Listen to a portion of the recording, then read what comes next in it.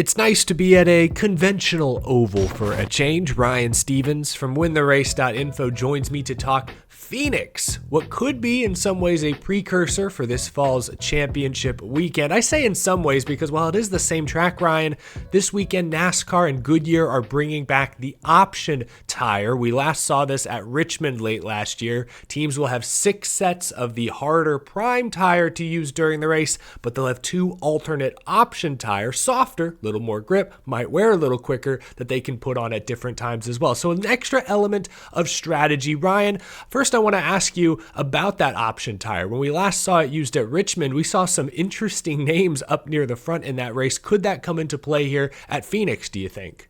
Yeah, what's cool about it is it can bring some other names that wouldn't necessarily be favorites to win the race up front. We saw this in Richmond last year, the fall race.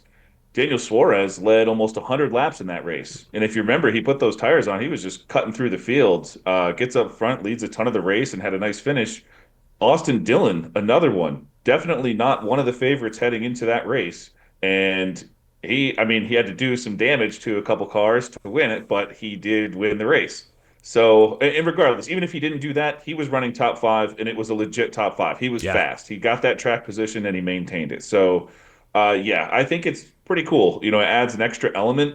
It might be a little tougher for the bettors to kind of cap the race or something like that, but for the NASCAR fan in all of us, this should be a lot of fun. Yeah, I'm definitely keeping my eye on, we'll start with Toyota because I'm going to keep my eye on Denny Hamlin, who I think is a great short track racer, good at saving tires if that comes into play with the options. He led, I think, over 100 laps in that Richmond race last fall. But I'm especially watching Christopher Bell, who's trying to make it 3 wins in a row. Ryan, I mean, we'll talk Vegas, Homestead coming up, but like realistically, Christopher Bell could win 4 or 5 races or like 4 of the next 5. We talked last week about he seems to have no weaknesses now.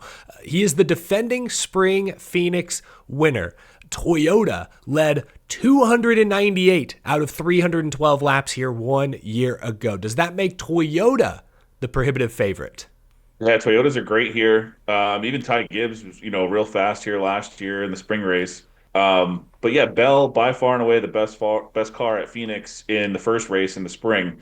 He was even stuck in traffic a little bit, but once they, actually had a long green flag run, he was able to blow by everybody, and he was ahead by, I don't remember, 4 or 5 seconds at the end of the race. Something he just kept gaining on everyone. So best car there. We get to the championship race in the fall. He led almost half that race. Yeah. Led 100 something laps in that race too. So again, showed up very, very strong. In 8 of the short flat track races last year, he's number 1 in our true performance scores, laps led percentage, fast lap percentage. This is his bread and butter. And now he might even be beyond the bread and butter. He's going to throw some jelly on there and just relax. He's comfortable at the top right now, and it's fun to watch.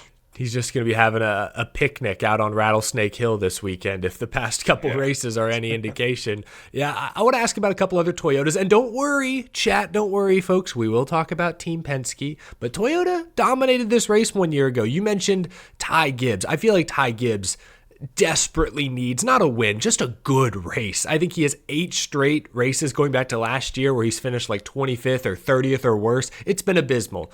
Ty Gibbs, Chase Briscoe's won this race in a Stewart-Haas car. Could the other Joe Gibbs or Toyota cars maybe make some noise? Yeah, Briscoe's intriguing with his win here, and now he's got the new ride. But I think the Toyota I'm most interested to see is Tyler Reddick, just because I feel like this is a very important race for Reddick here.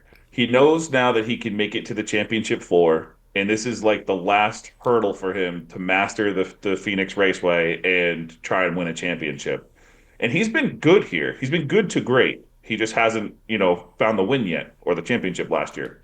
But in the Gen 7 spring races, he's finished third, and 10th. So he's been especially good in the spring races coming in here early in the season.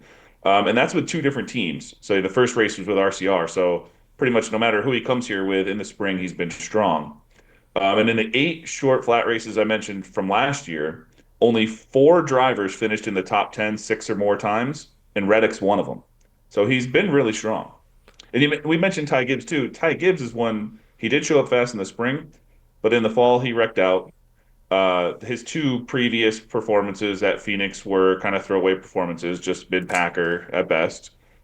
He's very tough to to talk about because even when the stats and everything seems to align, you do not know what kind of product you're going to get out of that team. Yeah, yeah. Coda, I felt like was an opportunity race for him. Good young road course racer. Seemed like the Toyotas brought some speed. They qualified okay with 2311, raced good with Christopher Bell, and Ty Gibbs was unfortunately nowhere to be found. Trouble, I guess. Turn one, lap one hurt him as well as several others. All right, Mhm. we'll talk about Team Penske because you're right. Christopher Bell is arguably the best at the short flat tracks, but the best overall team is obviously Team Penske. I mean, they haven't won three straight fall races. I forgot Chastain swooped in and got him in 2023, but they've won three straight championships at Phoenix in the fall. But I mentioned last year in the spring race, it was more about Toyota. I guess if you're going to pick one Team Penske guy, Blaney, Logano, who should we talk about first? Should we talk about Joey? Because he has won here twice in the next gen era, right? Yeah, we can talk about Joey, but his two wins are what you just mentioned. They're the two championship races.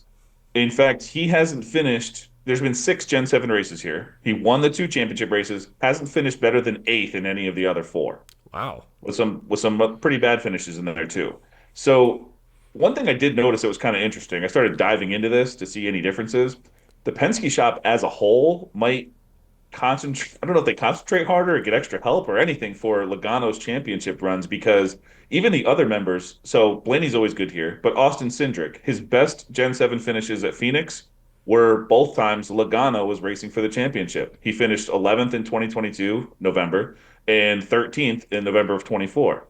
And then you look at their affiliate Harrison Burton. His two best finishes at Gen 7 Phoenix are when Logano was racing for the championship. It was 19th place finish in 22 and a 16th place finish in November of 24. So it's kind of weird. Like, I don't know if they get extra help or it's just like, I don't know. I don't know. They take more time with their setup, something. And it doesn't matter when Blaney's racing for the championship because they already know Blaney's dominant here. So I'm sure we'll talk about him in a second, but it's just like when Logano's going for the championship, the whole team kind of steps up, that whole shop.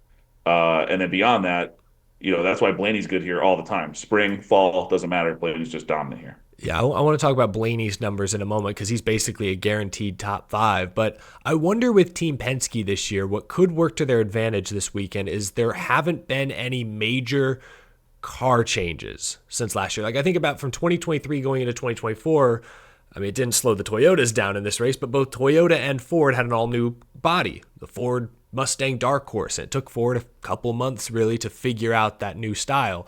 So this year, there is no car change. There is a slight tire change with the option tires being introduced. So there's variables, but there's fewer variables between now and last fall. So that could result in Team Penske picking up right where they left off. Maybe this will be their best spring performance in years. But you're right. I went back and looked. 2022, Blaney, of course, led laps in the spring, but it was Chase Briscoe with Stuart Haas who led over 100 laps. And then in 2023, it was Hendrick Motorsports dominated that race, led, I think, over 250 laps. And then, of course, Toyota last year. So if there was ever going to be a year where Team Penske figures it out quickly, it would be this year when there aren't as many car variables switching from one off season to the next. But okay, let's talk about Ryan Blaney. I think this is kind of a good place to sort of start to wrap things up because he is, like I said, a guaranteed top five at Phoenix. 7 straight top 5 finishes for driver 12. What's shocking, though, is that somehow Ryan Blaney has never actually won a race at Phoenix Raceway. I mean, what do the underlying numbers say about Blaney's likely performance this weekend? I mean, he's just great on this track type, like a shorter flat track. He's got top fives in 3 of the other 6 short flat races in 2024. So it's, not just Phoenix, but Phoenix specifically.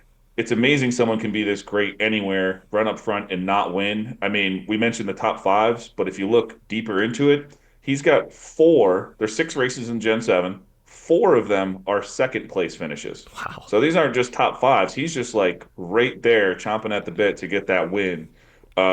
Specifically in that championship race. I mean, I thought so many times he was going to get by Chastain and just couldn't get it. But man, he's always fast here. I do love what you said, the body change. So it takes him a while. He did kind of heat up as the season went on. So yeah, maybe Penske, him and Logano come in here this spring and are just hot right away.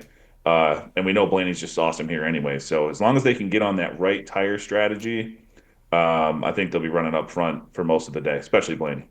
Absolutely. We've spent a lot of time talking Penske Fords, Joe Gibbs, and 2311 Toyotas, but are there any Chevrolets, Ryan? There has to be at least one or two Chevrolets that jump out at you. Who should we wrap things up with? Yeah, I think we should mention William Byron. He's been incredible here. He's qualified inside the top 10 in 8 straight Phoenix races. And if we talk about the Gen 7 era only, he's got 4 top 6 finishes in those races, and that includes a win. So I just think William Byron, it might seem obvious. It's like William Byron and Christopher Bell every week. Like we just start talking about them all the time. They're always there. One cool stat I'll drop though that I noticed in the 6 Gen 7 races, Byron has never finished a stage 1 or stage 2 outside the top 7. Wow. So I just thought that was pretty incredible. So much can happen during a race where you lose some track position. Not for this guy. So they've been very consistent. Pit crew, very consistent, fast. I think it's going to matter a ton this weekend. So yeah, I think Byron's going to be running up front a lot. Yeah, execution matters at Phoenix. Even with this option tire likely going to be difficult to pass. I mean, we saw 2021, good execution on pit road, won Kyle Larson that championship in the fall. So great point there about William Byron, the 24, being consistently up front from start to finish. Ryan, this was a good conversation. It's nice to get back to a more conventional oval. I'm excited for the data we're going to collect this weekend and the next weekend at Vegas, because we're really going to learn who the contenders are, the consistent contenders are early in the year here these next couple weeks.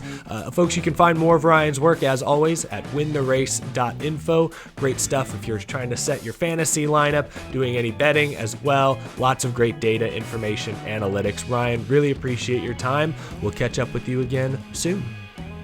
Thank you very much. Enjoy the race this weekend.